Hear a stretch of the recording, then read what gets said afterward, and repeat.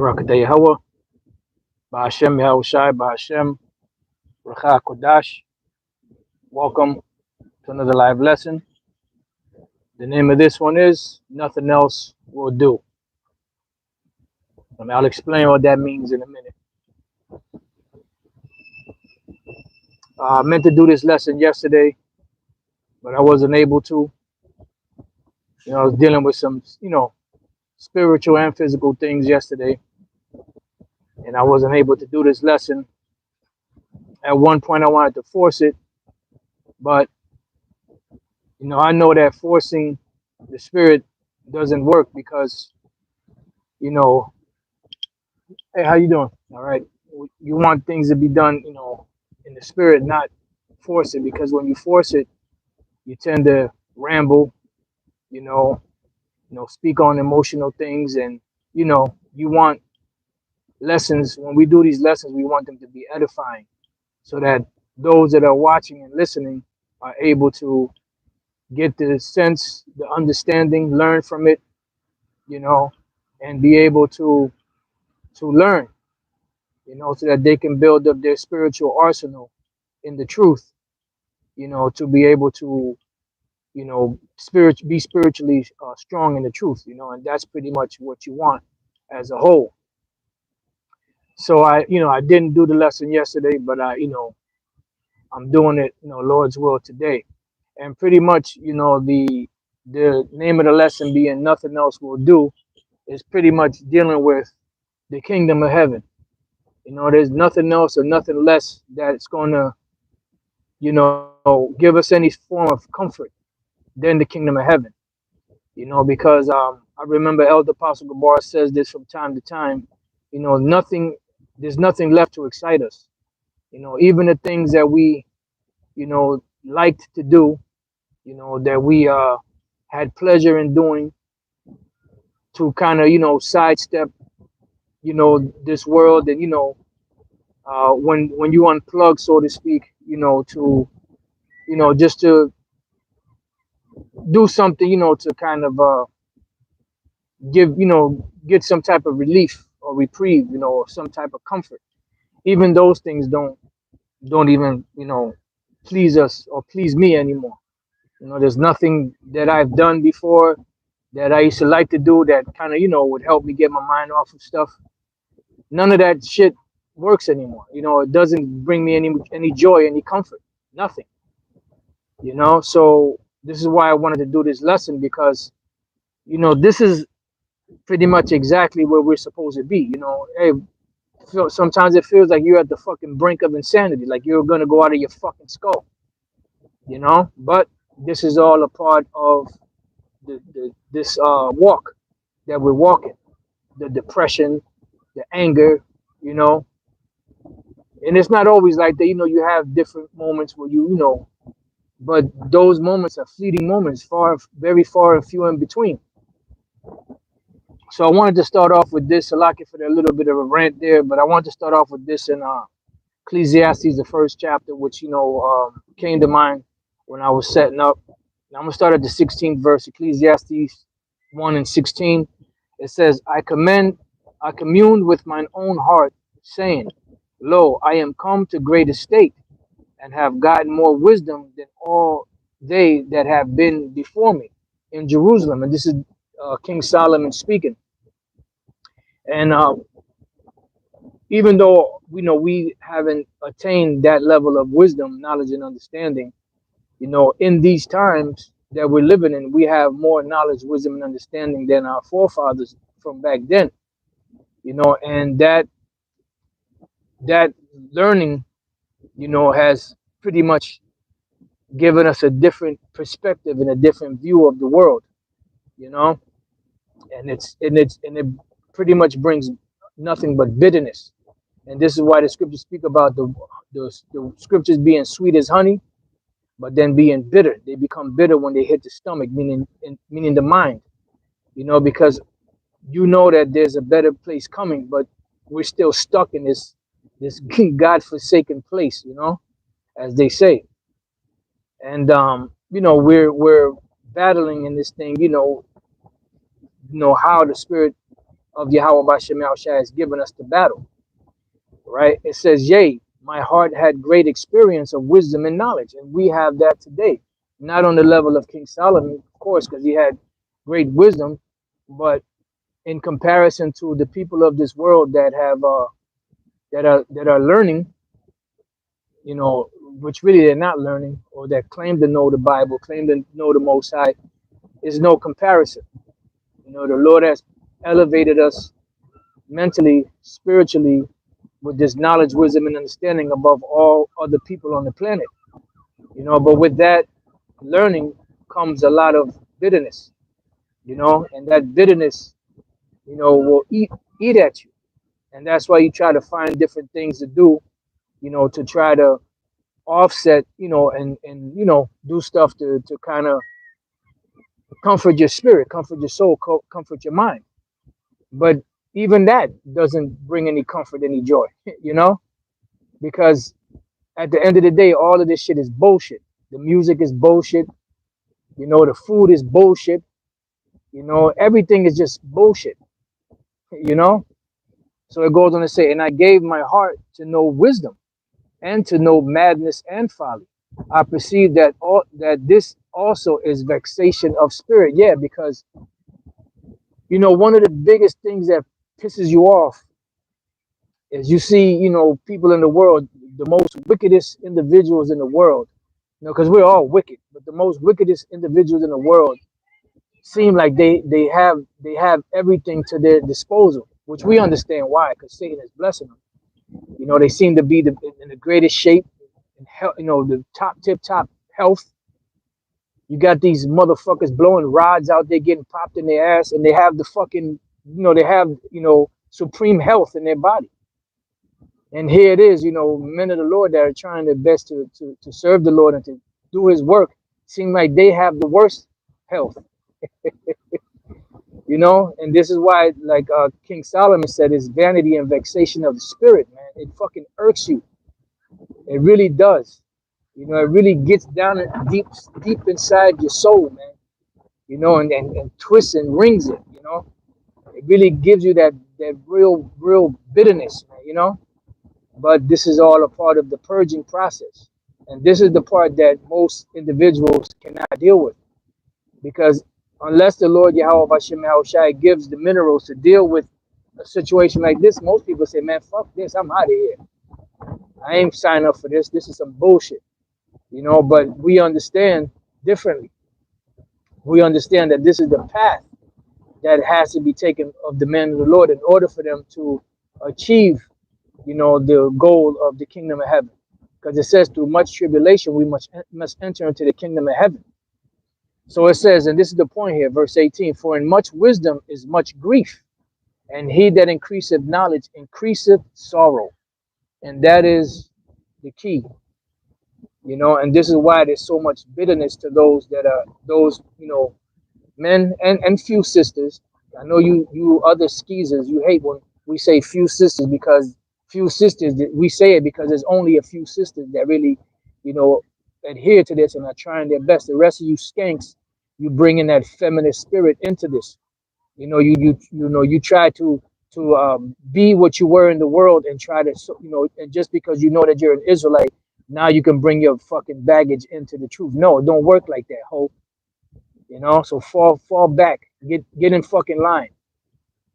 You know, at least the Lord destroy you, and He will destroy you.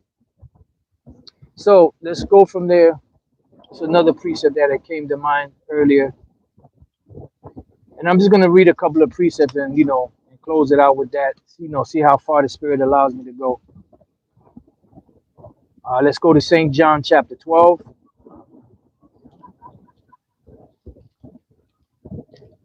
And you know, this is the thing. Other Israelite camps out there, they don't talk about these type of lessons, and this is all in the scriptures.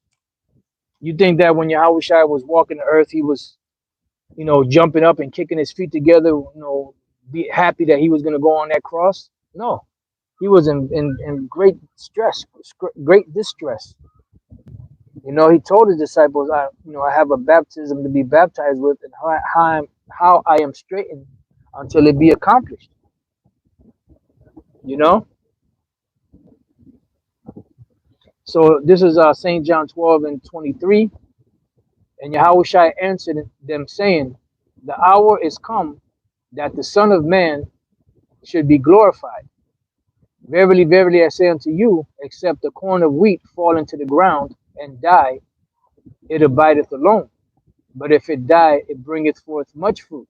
And that, you know, corn of wheat is dealing with Yahushua. You know, he was that corn of wheat, or that substance that had to die in order to bring forth much fruit. All right. It says, he that loveth his life shall lose it. And this is why, we understand that these people here that love their life, they're going to lose their life because they don't want to give this up. You have others that have sold their soul to live a better life, you know, because they don't see anything else but this present world right now. You see, it's funny because when I first got here, there was nobody here. Now all of a sudden, everybody just gathered around. But that's all right, you know. Yeah, I wish I said, if I be lifted up, I would draw all men unto me. So, and I believe it says that in the same chapter. So it says, he that loveth his life shall lose it, and he that hateth his life in this world shall keep it unto life eternal. And boy, do we hate this fucking world. Do we hate this? This is not a life. Like Elder Apostle Gabar, from time to time, he says, we're not really living, we're just existing. We're just existing on this plane. And when he says that nothing brings us, there's nothing that excites us anymore, it's true. There's nothing here that excites us. The only thing that would excite us is if this fucking whole shithole went up in flames, through the spirit and power of Yahweh Shem Al Shai, and the kingdom of heaven would be established today. Today. But we know that that's not possible until all these other prophecies come to pass. Yep, that's a good precept. I'm gonna read some of these. This is Ecclesiastes 7 and 2. It is better to go to the house of mourning than to the house of feasting, for that is the end of all men, and the living will lay it to his heart. Yeah, because the house of mourning gives you time to reflect. The house of feasting, your mind becomes lazy. You become complacent, comfortable, and when adversity comes, you're not going to know how to handle it or deal with it. But if you're constantly in bitterness, in hardship, it makes you sharper, even though it doesn't feel good. And then when situations arise, you're able to maneuver through them better because of the experiences you have. Verse 4 says, the heart of the wise is in the house of mourning, but the heart of fools is in the house of mirth. Another precept brother put up was Psalms 37 and 7. Rest in the Lord and wait patiently for him. Yep. Fret not thyself because of him who prospereth in his way. That's right. Because of the man who bringeth wicked devices to pass. Yeah, because even Asaph said that. He said he was envious at the foolish when he saw the prosperity of the wicked, because they weren't in trouble as other men. And this is how we feel. The world is partying, living it up. Yahushua said that. And it seems like the closer the closer we get to the Lord, the more beat down we become, the more broken down we become, the closer we get to Yahweh Bashem Yahushua. But this is part of the understanding. This is why we tell brothers out there and few sisters. Yes, I said few sisters, that some of these people don't understand what they're involved in. They think when they come into the truth, they're gonna prosper and live a comfortable life. No, it's gonna be the total opposite. You're gonna live an uncomfortable life. You're gonna live a life of bitterness. All right, so going back, it says, if any man serve me, let him follow me, and where I am, there shall also my servant be. If any man serve me, him will my Father honor. That's right. And Yahushua said, the cup that I drink, you're gonna drink of it also. And trust me and believe me when I tell you that cup is bitter. Yahushua's cup was the most bitter. And we're sipping from that same cup. You know, that's why you feel that bitterness. You know, that's why nothing really brings you any pleasure. You try to relax, you try to, do things, or maybe watch a movie, or try different things, just to kind of get your mind keep your mind occupied, for the moment. Some brothers like to watch sports and different things of that nature. None of that excites me at all. Listen to music. Only thing I really listen to is mostly is the older music, and even that after a while gets boring because you don't heard the song so many times. It's like you play it, for the first 10 seconds, you're like, yeah, and then after change this shit. Yeah, but that's the condition of the battle. It says, now is my soul troubled, and what shall I say? Father, save me from this hour, but for this cause came I in unto the to this hour. That's right.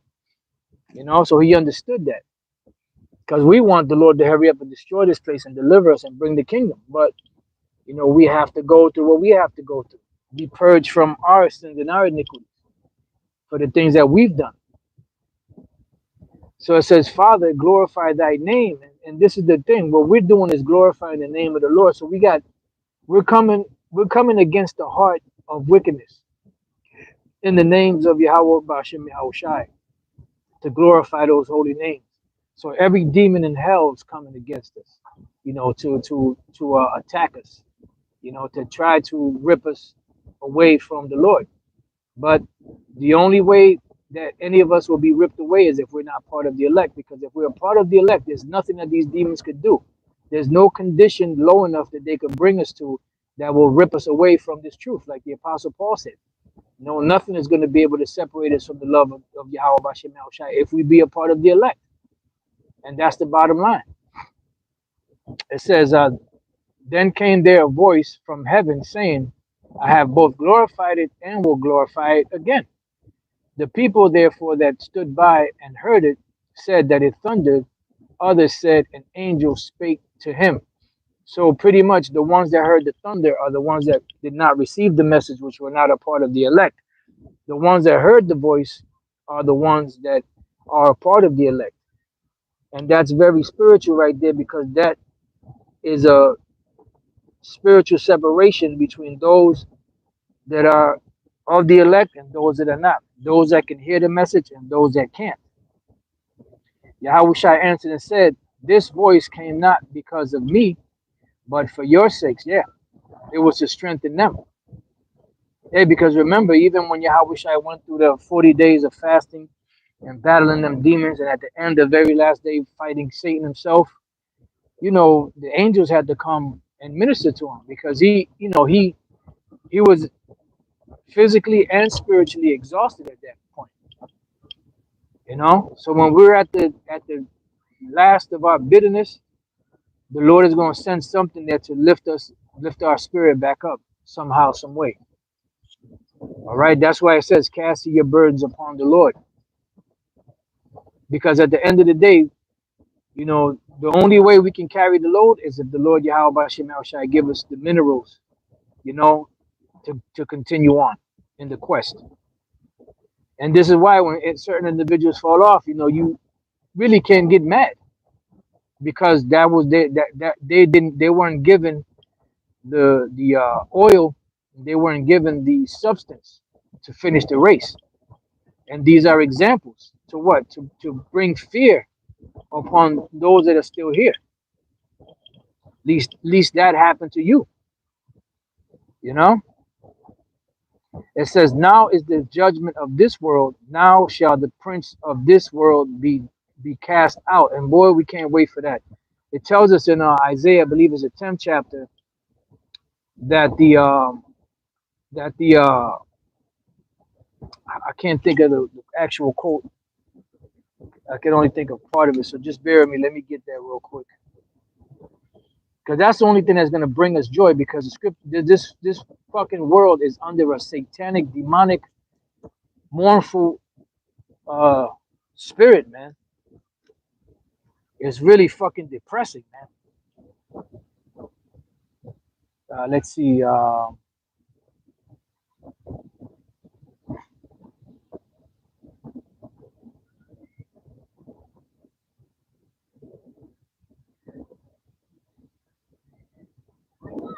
can't find it right now, but you know what? No, it's I believe it's a 26th chapter.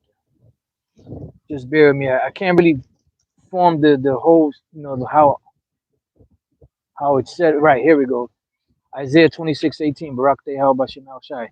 We have been with child, we have been in pain. We have, as it were, brought forth wind, and have not wrought any deliverance in the earth. That's why it says the captive exile hasteneth that he may be loosed. You see? And that he does not die in the pit. It says, neither have the inhabitants of the world fallen. See, and that's it says, neither have the inhabitants of the world fallen. So that's where we at, because until these devils don't fall, righteousness is not going to come upon the earth.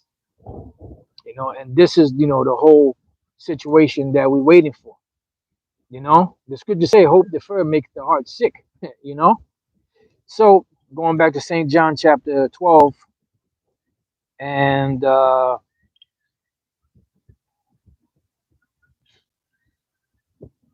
let's read that again. 31. Now is the judgment of this world.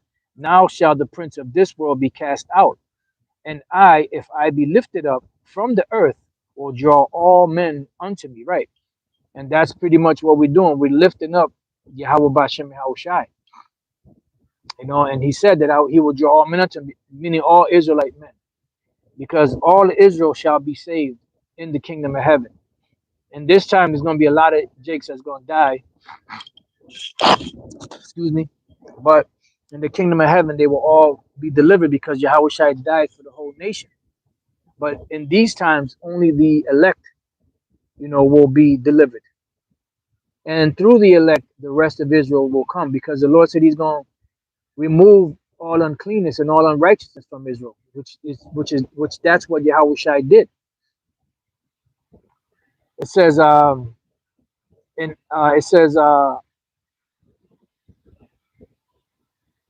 that's pretty much it. I mean, there's more to it, but that's the main point. Now let's go to the book of Luke real quick. This is another precept, a precept off of that St. John 12. This is St. Luke 9. I don't remember the actual verse, so just bear with me for a second.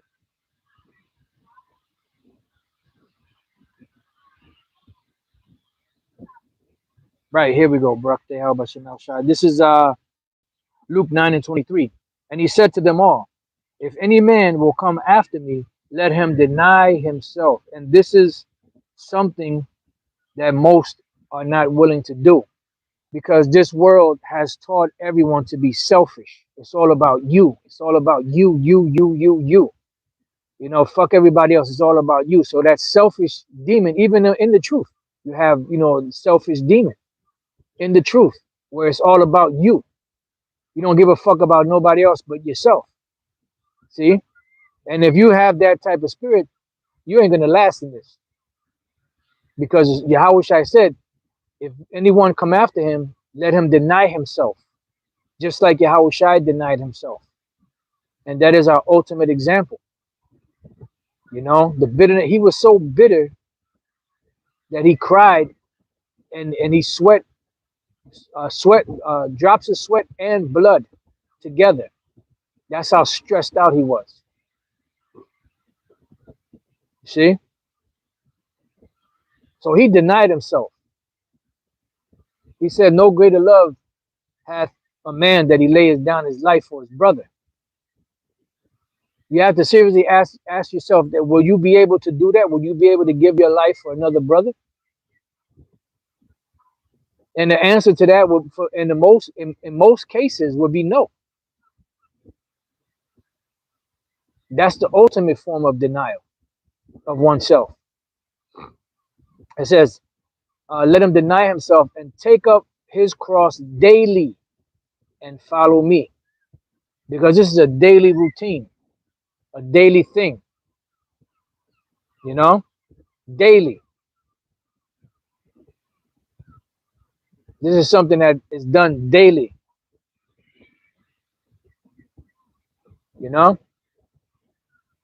It says, for whosoever will save his life shall lose it. Yeah. And you have those that want to say that, like even individuals that call themselves Israelites, that know that they're Israelites.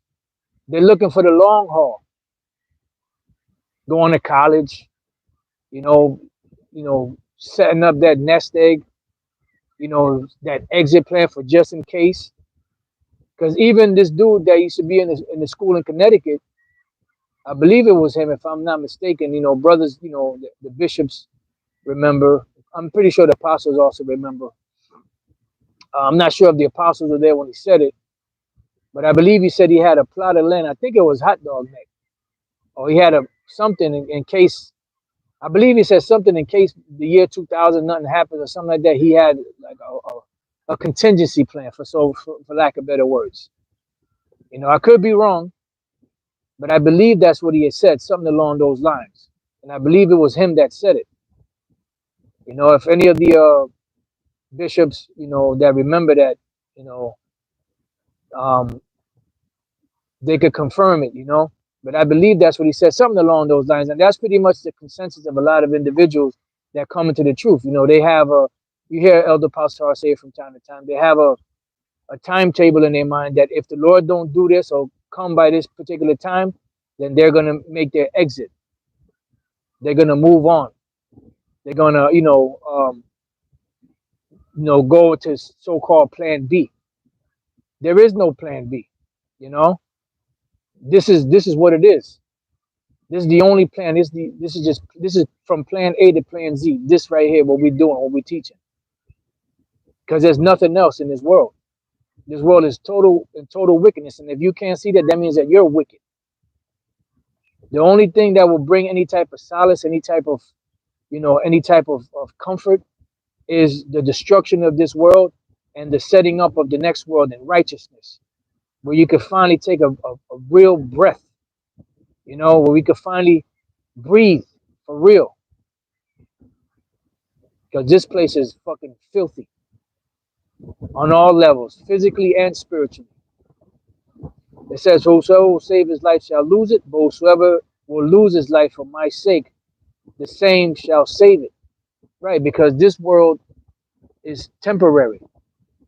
Matter of fact, I'll come back to that. Another precept came to mind, which I was thinking about earlier, and then Elder Yashawamba had sent it to me, which shows you that was a spirit. He didn't know that scripture was in my mind, in my spirit, and he sent it to me. I was like, wow, check that out. And the spirit, and I totally forgot about it till just now. This is the book of 2 Corinthians chapter 4. Just bear with me real quick. Let me get a little bit of this water.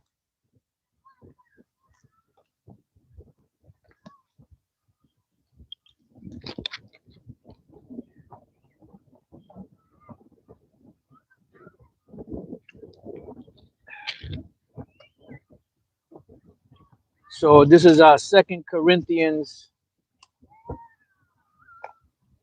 chapter 4, verse, I'll start at 16. For which cause we faint not, but though our outward man perish, yet the inward man is renewed day by day. That's right. And that's why it says, with much wisdom cometh much sorrow. The Apostle Paul said that because of the great revelations that were given to him, there was a thorn in his flesh. And that thorn, he prayed for that thorn to be removed. But it wasn't removed. He said, at least he would be exalted, from all those revelations that were given to him. So that was like a check from the Lord, so that he wouldn't get beside himself, so to speak. It says, for our light affliction, which is but for a moment, because it is light, but to us it seems heavy, because like the scriptures say, every heart knows its own bitterness, and depending on whatever you're dealing with, it ain't always the easiest thing to do, but somehow, some way, the Lord gives us the ability to maneuver around it. He said he won't put more on the man that he could bear. It says, for our light affliction, which is but for a moment, worketh for us a far more exceeding and eternal weight of glory. Right. And that weight of glory will not come unless this wicked place, this wicked world, comes to an end, to be able to establish the new kingdom. which is the kingdom of Yahushai slash Yasha Allah, which will be ruled in righteousness. That's why it says that we, according to his promise, look for new heaven and a new earth wherein dwelleth righteousness. It says, while we look not at the things which are seen, but at the things which are not seen. For the things which are seen are temporal, meaning they're temporary. Everything that we see in this world is temporary. You know, life, you know, buildings, everything that you see is temporary. It says, but the things which are not seen, which is what? The kingdom of heaven, are eternal. And that's why the kingdom of heaven will never be done away with. There ain't gonna be 5 Edomites that are waiting in the wings because they see, you know, the Lord getting weak and the Israelites getting weak, and then the Edomites say, you know, this is our time now. They're about to fall again, and then come in and rule over us again. No, that's some madness that Elder Lahab was teaching. That is not going to happen. That scripture in the Revelation, the 20th chapter, that already happened. The 1,000 years where Esau would be in power, and then, you know, be down and then come up. He came up during the time of the Renaissance period, and he's still up. He's still in that time period. So once he goes down, that's it. It's going to be over with. No more of this nonsense. No more of this wicked rule. Let's go real quick to Revelation 21, and we'll close it out there. I wanted to read the whole chapter, but I didn't get a chance to proofread it. So let's read the first couple of verses, maybe the first 3 or 4 verses, and then end it there. Revelation 21. And I saw a new heaven and a new earth. Right. This is the Israelites coming down from the chariot of Yahushai, coming back down on the earth, renewed, refreshed. You know, bodies changed, minds changed, laws inserted into our inward parts to be reestablished on the earth. It says, for the first heaven and the first earth were passed away. Which heaven and earth was that? Esau's heaven and earth, the heathens' heaven and earth, the time when they were given to rule. You know?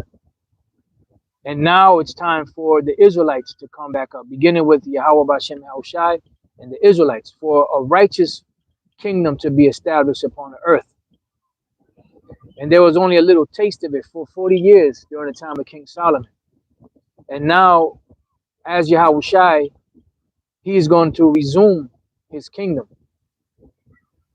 once this cesspool is put down. It says, and there was no more sea, meaning there was no more nations ruling, because the sea represents nations. Sometimes it represents the sea, but sometimes it represents the nations. When you read the 17th chapter, it tells you that it's nations and tongues and peoples. So there's not going to be any more heathenistic rulers on the earth. They're going to all be subject under us in the kingdom of heaven. Yahushai said, you know, Jerusalem shall be trodden down to the Gentiles until the time of the Gentiles be fulfilled. And when Yahushai comes back, that's the end of their kingdom. That's why the last ruler would be Esau. It says, and I, John, saw the holy city, New Jerusalem, coming down from heaven, from the Most High, out of heaven, prepared as a bride adorned for her husband. Right. And that's pretty much what it's going to be, because you may have a woman that's going to get married, and she might be 10, 15 pounds overweight, and she wants to lose that weight, you know, so she goes to change her diet, you know, she works out, she walks, you know, she might fast a couple of days here and there, you know, try to bring the weight down. Meanwhile, everything is being prepared for the wedding. You know, she's going to get fitted for the dress, you know, and they, once the dress is made, you know, they can make alterations to it, you know, and then, you know, she has all of everything that goes along with it. You know, the dress, the necklace, you know, the rings, you know, bracelet, whatever, the hair done, the nails, you know, the whole works. So when the kingdom of heaven is established and the Israelites come down from the chariot, they're gonna be perfected. just like a bride getting ready to get married to the bridegroom. And that's what we're going through right now. But when the elect get beamed up, everything, the change happens, and when they come down, the perfection, and then the union between Yahweh Bashem Yahushai, and the nation of Israel. You know, that's going to be the bestest wedding in the world. It says, prepared as a bride adorned for her husband. And I heard a great voice out of heaven saying, behold, the tabernacle of the Most High is with men, right? With the Israelite men, because the Lord, the Most High, Yahweh and Yahweh Shai are both going to be here. Their presence is going to be here because the Lord is going to be able to draw near to us because we're going to be clean. We're not going to be stained and dirty like we are now. And he will dwell with them, and they shall be his people, and the Most High himself shall be with them and be their power. Right, that's right. And the Most High shall wipe away all tears from their eyes. Right, no more mourning, no more sorrow, no more sickness, no more bad days. You know, no more, battling demons and all that. None of that. Perfection, pure perfection. It says, and there shall be no more death, neither sorrow nor crying. Right, neither shall there be any more pain. for the former for the former things, oh snap, hey birdie, for the former things are passed away. I'm sorry, I didn't mean to scare you.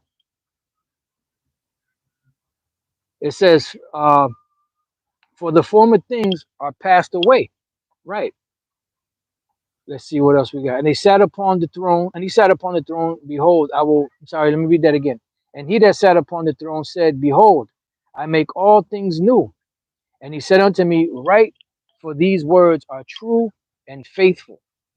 That's right. It says, and he said unto me, it is done. I am Alpha and Omega, the beginning and the end. I will give unto him that is athirst of the fountain of water of life freely.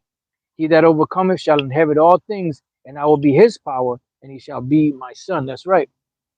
That's right. You know.